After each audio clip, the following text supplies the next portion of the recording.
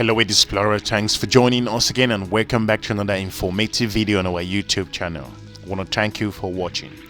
In this video today, we're going to be looking on how South Africa embezzled over $900 million for money meant for the COVID-19 pandemic. It is a disgrace for South Africa, one of the countries in the continent you would expect to see some sanity. However, South Africa still struggles with lots of corruptions in a number of areas, and this particular issue in regards to COVID-19 is a clear example on how African professionals and also some administrators think about themselves than the current situation that they may find themselves or the citizens may find themselves. In this video today, considering South Africa's embezzlement of over $900 million, South Africa's investigators have referred for prosecution and disciplinary action for over 940 cases of malfeasance and fraud involving more than $900 million of COVID-19 funds. Considering this country, the Special Investigation Unit, an independent law enforcement agency with similar powers to like the FBI in the United States, probed over 5,467 contracts awarded for COVID-19 services and supply. It is a shame that this country is involved in this. We understand South Africa is struggling with regards to corruption. More than half of the contracts were found to be irregular, with more than 3.5 million diagnosed infections and over 94,000 fatalities. South Africa is one of the countries that was hard hit by pandemic and highest in the African continent. You will imagine that these people will be focusing on seeing how this can be relieved. However, you do have people who have thievery within the system. It is unacceptable that so many contracts associated with saving lives and protecting livelihoods were irregular, unlawful or fraudulent with regards to the way the system works. The investigators referred to over 386 of those cases to the National Prosecuting Authority. With over 600,000 infections, South Africa has been the country worst hit by the coronavirus on the continent. Yet it appears its response has been plagued with corruption. After public servants, members of the ruling party ANC and private companies were accused of looting from the country's relief fund, President Cyril Ramaphosa called for an investigation. Now the Auditor General has published his findings uncovering major flaws and corruption. An opportunity for fraudulent behavior arises when the disciplines of internal control have been weakened. In this case, that's what we have observed. That when there were fewer people who are able to monitor and supervise transactions, others who know best take the opportunity. DW's correspondent in South Africa, Adrian Krish, has been following the story for us. Adrian, good to see you. Is anyone in South Africa surprised about the Auditor General's findings? And can you tell us a bit more about them? Well, not really, because there were a few indications in the past weeks, actually a lot of them, more and more reports coming out about corruption in relation to those COVID-19 expenditures of the government. Now, the South African government, if you recall, spent about 25 billion euros on its fiscal COVID-19 relief package. That's one of the biggest packages on the continent.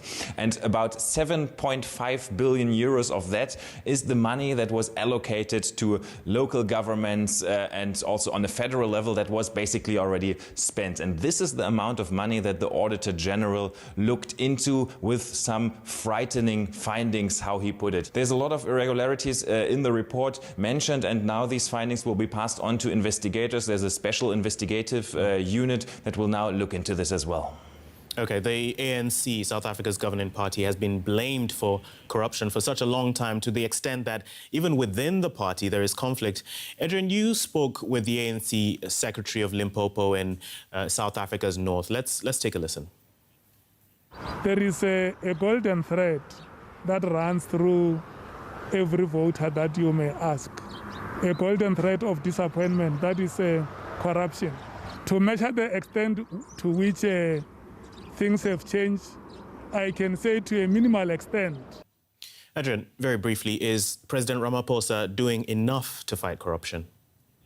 When he took over as a president, there was a glimmer of hope that he would do, because that was his key argument. He will really fight corruption now. And it was right after the term, remember, of Jacob Zuma, the former president. Under his watch, corruption was rampant. It's the time of state capture, how it is called here, when corrupt individuals took over institutions in the country. A massive problem. And Zuma still has supporters within the party. And this is what some people say the reason why Ramaphosa has not been that effective in his fight against corruption. But this weekend, the leadership of the party had a meeting and they supported President Cyril Ramaphosa. Bad thing here with regards to South Africa is that another 224 cases were sent for disciplinary action regarding the COVID funds against government officials, while over 330 handed in for administrative actions, including blacklisting for public contracts.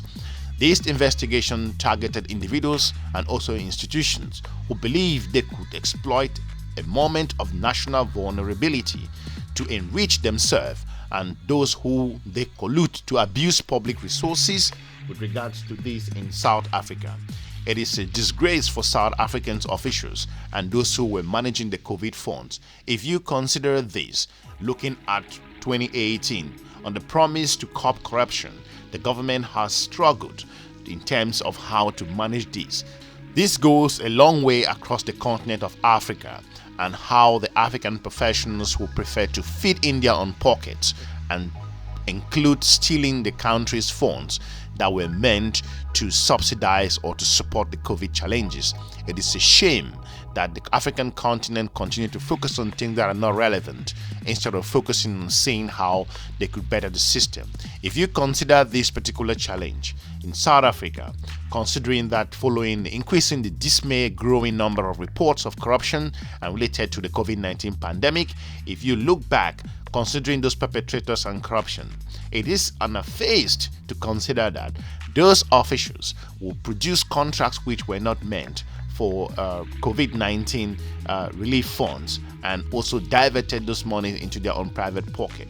Such measures include, among others, over 500 billion rand, considering over 30 billion relief packages to provide for food parcels for needy, temporary social grants to increase for over 16 million beneficiaries, and temporary employees to schemes.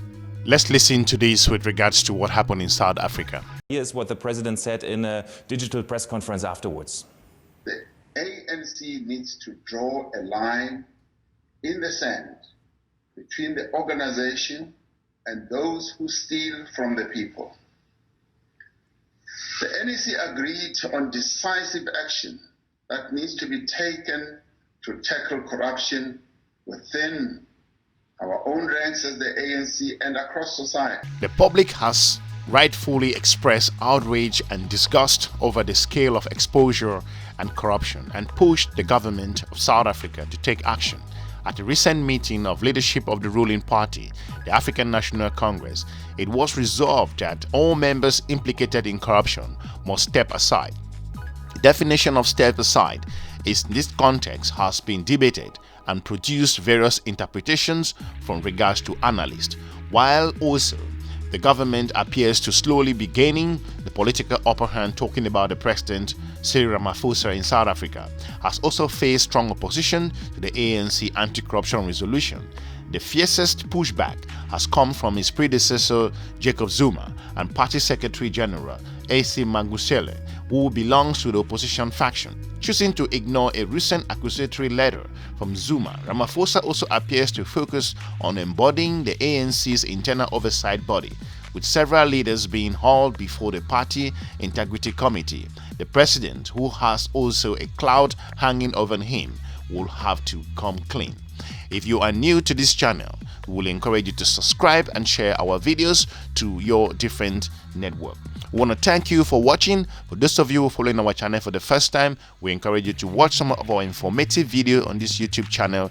Give us a like, leave us your comment. Let us know if it was actually appropriate for officials for most African countries, especially South Africa in this case we're talking about, to embezzle over $900 million instead of allocating those funds for the people who need it.